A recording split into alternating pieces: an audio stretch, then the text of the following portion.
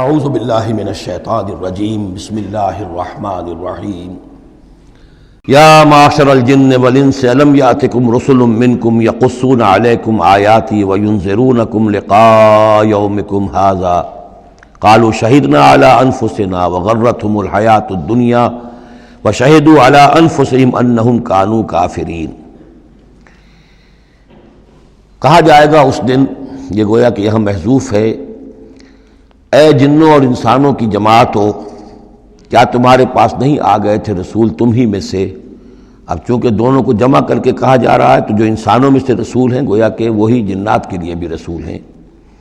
یقصون علیکم آیاتی، جو سناتے تھے تمہیں میری آیات، وینذرونکم لقاء یومکم ھذا، اور تمہیں خبردار کرتے تھے، باخبر کرتے تھے آج کے اس دن کی ملاقات کے بارے میں۔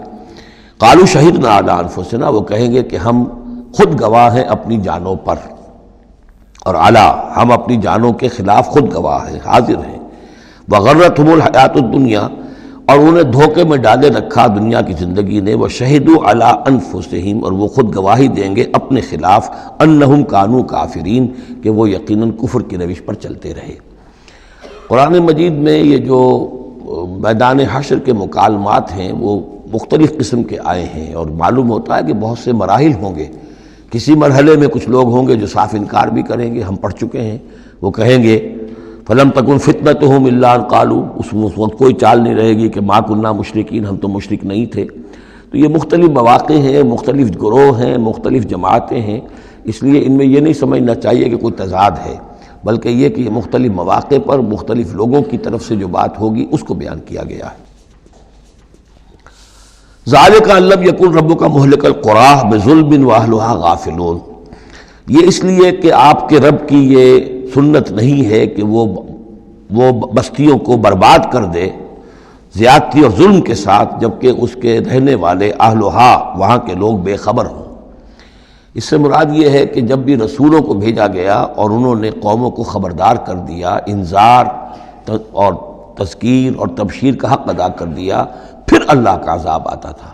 یہ نہیں کہ اچانک ان پر بس عذاب ٹوٹ پڑا، بلکہ اللہ تعالیٰ وَمَا كُنَّا مُعَذِّبِينَ حَتَّى نَبْعَثَ رَسُولًا، یہ سورہ بنی اسرائیل میں قاعدہ کلیہ بیان ہوا ہے کہ وہ عذاب استیصال کہ جس سے کسی قوم کی جڑ کاٹ دی جائے، نسیم منسیہ کر دیا جائے، وہ کسی رسول کی بعثت کے بغیر نہیں بھیجا جاتا تھا۔ رسول کو بھیج دیتے تھے، وہ حق کا حق ہونا، باطل کا باطل ہونا بالکل وہ برہن کر دیتا تھا، پھر بھی جو لوگ اڑے رہتے تھے تو پھر ان کو نسیم منسیہ کیا جاتا تھا۔ وَلِكُلٍّ دَرَجَاتٌ مِّمَّا عَمِلُوا، اور ہر ایک کے لیے درجات ہیں، مقامات اور مراتب ہیں ان کے عمل کے اعتبار سے۔ ظاہر بات ہے کہ نیکوکار بھی سب ایک جیسے نہیں اور بدکار بھی سب ایک جیسے نہیں۔ وَمَا رَبُّكَ بِغَافِلٍ عَمَّا يَعْمَلُونَ، اور آپ کا رب بے خبر نہیں ہے، غافل نہیں ہے اس سے کہ جو یہ کر رہے ہیں۔ وَرَبُّكَ الْغَنِيُّ ذُو الرَّحْمَةِ، اور آپ کا رب تو غنی ہے، اسے کسی کو عذاب دے کر کوئی اس کو فائدہ نہیں، اور کسی کی بندگی سے اور اطاعت سے اس کا کوئی رکا ہوا کام نہیں ہے کہ جو بن جائے گا، وہ تو غنی ہے، ذو الرحمہ، رحمت واجہ ہے۔ ان یشاء یذھبکم، اور اس کی شان یہ ہے کہ وہ چاہے تو تم سب کو لے جائے، ختم کر دے۔ ویستخلف من بعدکم ما یشاء، اور تمہارے بعد جن کو چاہے وہ لے آئے، ایک نئی مخلوق لے آئے، ایک نئی سپیشیز لے آئے، ایک نئی نسل آدم پیدا کرتے۔ اللہ کا اختیار مطلق ہے۔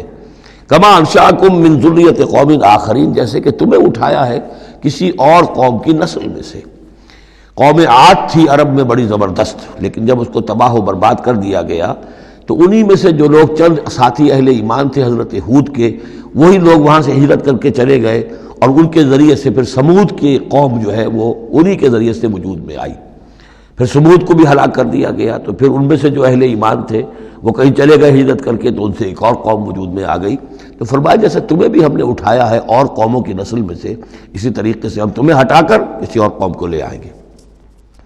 انما توعدون لآت، جس چیز کا تم سے وعدہ کیا جا رہا ہے یا دھمکی دی جا رہی ہے وہ آ کر رہے گی۔ وما انتم بمعجزین، اور تم عاجز کر دینے والے نہیں ہو، اللہ کو عاجز نہیں کر سکتے، اللہ کے یہ وعدے پورے ہو کر رہیں گے۔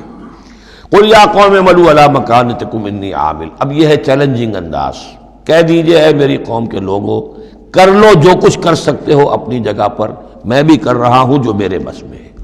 یعنی تم نے اب 12 برس گزر گئے مجھے دعوت دیتے ہوئے، تم نے ایڑی چوٹی کا زور لگا لیا، مجھے ستایا، 3 سال تک تو مجھے شیب بنی ہاشم میں محصور رکھا ہے، جو بھی سختیاں مجھ پر آئی ہیں میرے ساتھیوں پر آئی ہیں، میرے ساتھیوں کو تم نے ذبح کر دیا، میرے ساتھی کتنے ہیں کہ جو گھر بار چھوڑ کر چلے گئے اور مجبور ہو گئے کہ حبشہ کی طرف ہجرت کریں، تم نے جو کچھ کر لیا اور جو کر سکتے ہو کر لو۔